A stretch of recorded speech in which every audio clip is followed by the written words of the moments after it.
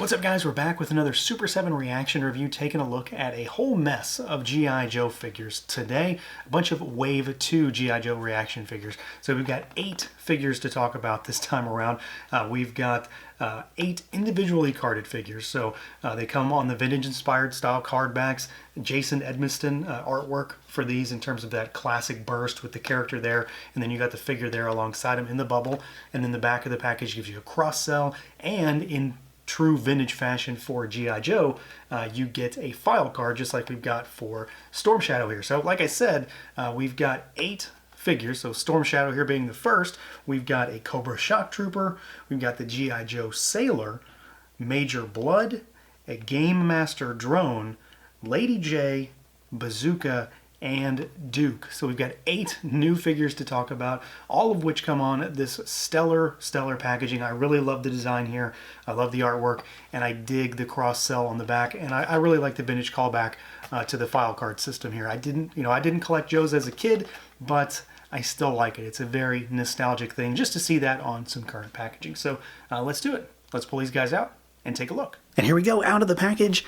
Our G.I. Joe reaction figures. Again, a bunch of Wave 2 stuff, and we've got, again, 8 figures to talk about. And I'm going to kind of ping-pong back and forth between Joe's and Cobra, and we're going to see where we end up. So we're going to start with Duke here, and he's going to be our guinea pig as far as articulation goes, because I'm not going to run through it on all of them. They all move exactly the same way. If you've messed with one reaction figure, you pretty much messed with them all. Not that that's a negative sense, it's just that's the form factor. So we've got our classic 5POA Kenner-style figures, so swiveling heads, you've got swiveling arms, and you've got swiveling legs. You're probably not buying these for their articulation potential, maybe for the style, but really what it's going to come down to, at least for me now that I've kind of got these in hand, is the look and the overall aesthetic here, because it's obvious, you know, if you've watched the cartoon, it's obvious that these are built upon the cartoon. And that's really what's kind of sucking me in, because I've said it a million times in every G.I. Joe review I've done. I'm not a classic G.I. Joe collector. I never was as a kid. I had other stuff. My parents didn't have money for Joes. We had plenty of other toys. But I loved the cartoon. So it's cool to be able to get these toys. You know, Super 7's doing it with ReAction. They're doing it with the upcoming Ultimates whenever we get those as well. But it's cool to see this style because it really works well here. Some of the sculpt is kind of soft in some ways, and I say that in a sense that it does look a little bit more cartoony, because not that that's a negative thing. The colors are for the most part very matte, and that again kind of plays up with the cartoon aesthetic. So Duke looks, you know, very much like kind of a standard army man in many ways. You know, kind of mustard shirt, green pants. He's got the bandolier. You've got the little logo tampoed on his chest, and then he does come with one accessory. You've got the rifle here, and some of these accessories you'll see reused across figures when it kind of makes sense. Not all of them are, but some of them are.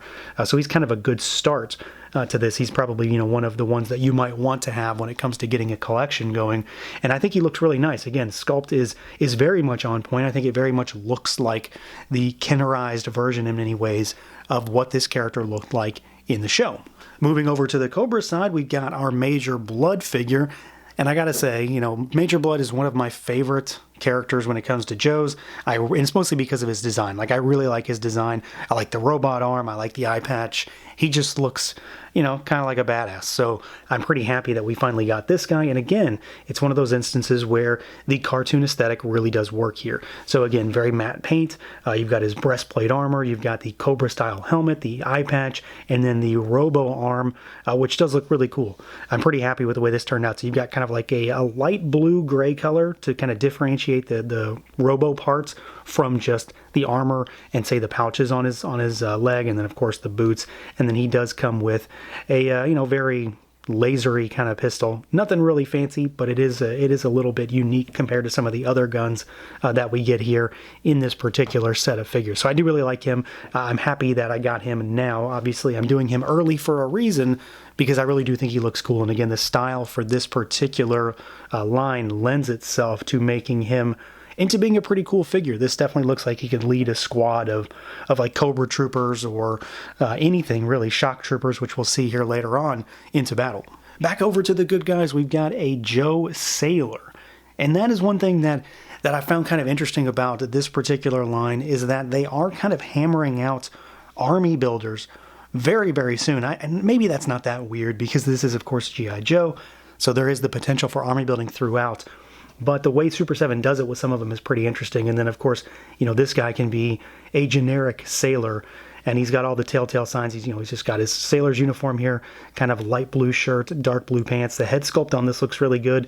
Kind of a very, like, Ken doll look. Very generic white guy, really, is what it comes down to on this guy. But I think he looks really good. He's got the same kind of gun that Duke comes with as well. So like I said, there are some instances of gun accessory reuse when it comes to these figures, which isn't necessarily a bad thing.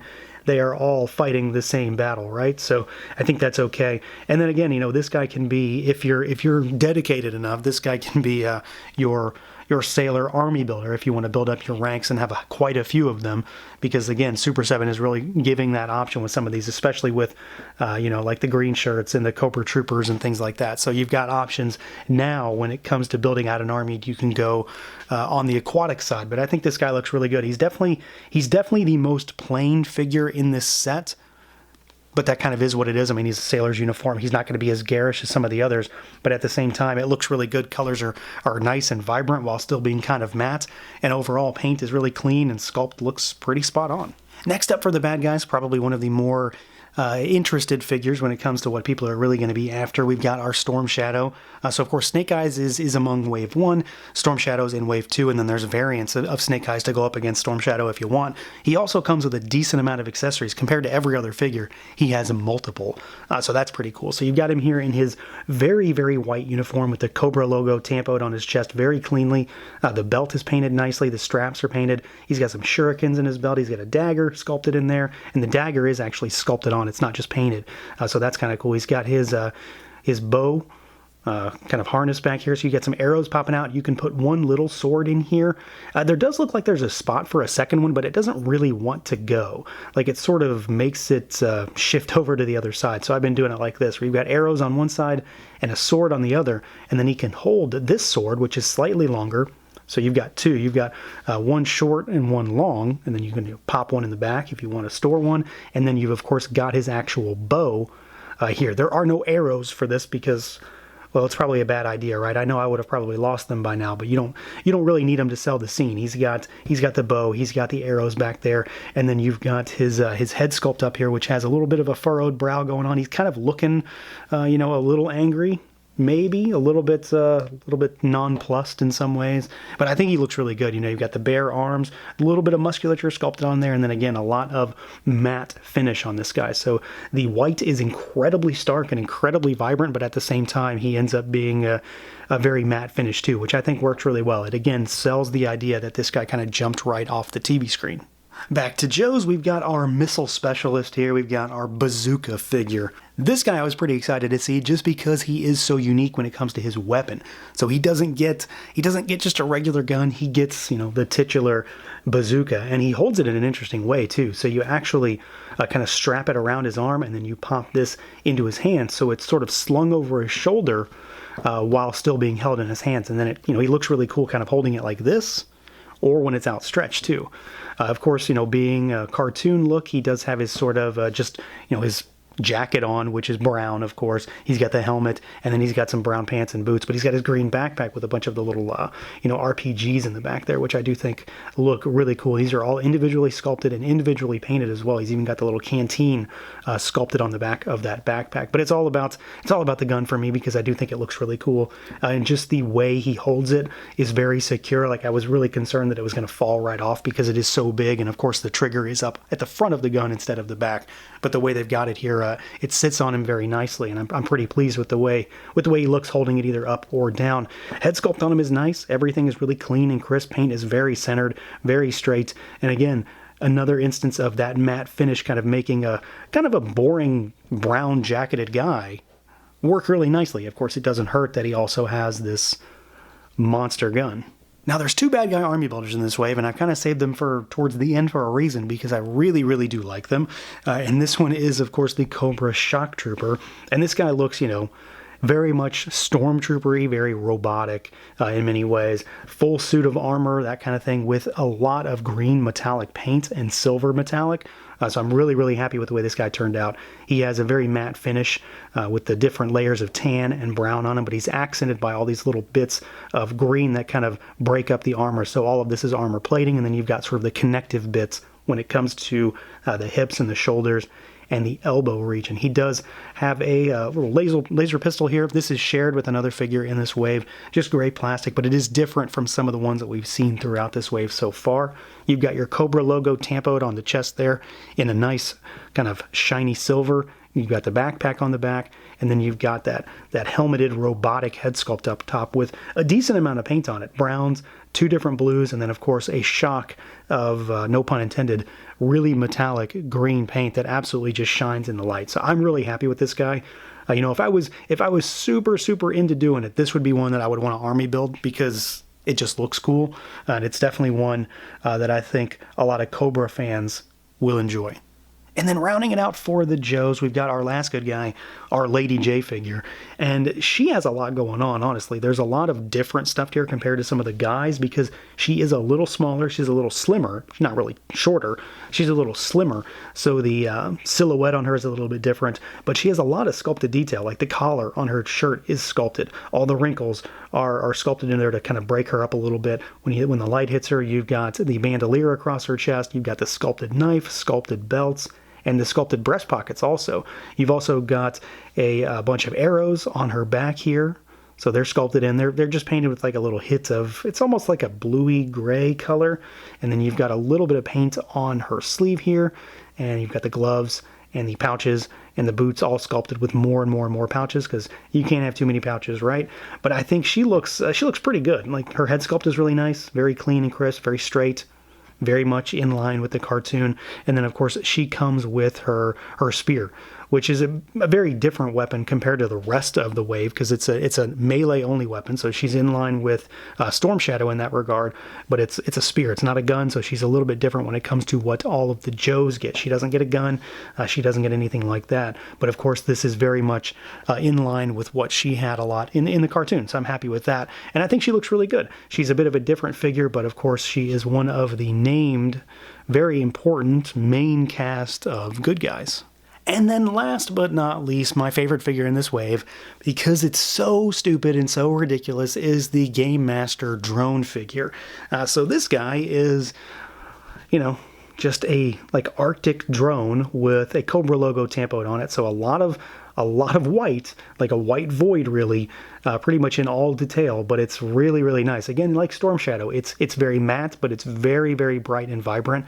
So there's a lot of cell shaded cartoon look and feel here, but there is a lot of sculpt. So like the fur around the collar is sculpted on the shoulders and on the arms here as well. This guy has the same gun that the Cobra Shock Trooper uses, but I mean, let's be honest, it's all about this dumb face, and I think it looks awesome. The paint on it is really nicely done, considering the fact that he doesn't have a lot elsewhere, you know, in terms of different details and different color palettes. He's got blue down for the boots, kind of like a purpley blue. You've got red, white, brown, tan, black, 2 different blues up top on the head, and then another brown when it comes to the goggles. So there's a lot going on here, and it's just a goofy looking thing.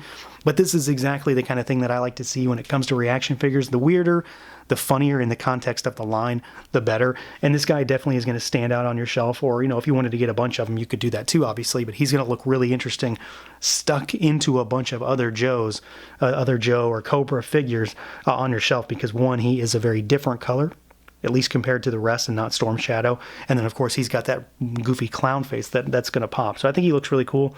Very different kind of figure, but also a really nicely executed one at that. So overall, I'm really happy with these. I wasn't really expecting to be so excited about G.I. Joe reaction figures. I kind of said this in the Arctic Rescue Vehicle review as well, because, you know, it kind of seems like a step backwards, but at the same time, these do work really well in the confines of a cartoon line.